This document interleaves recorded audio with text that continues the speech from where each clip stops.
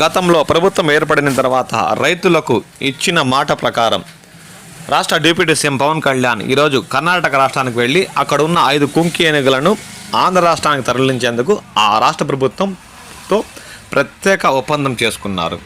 ఈ సందర్భంగా కర్ణాటక రాష్ట్ర ముఖ్యమంత్రి సిద్ధరామయ్య, ఉప ముఖ్యమంత్రి చేతుల మీదుగా పవన్ కళ్యాణ్ ఒప్పంద పత్రాలను మార్చుకున్నారు.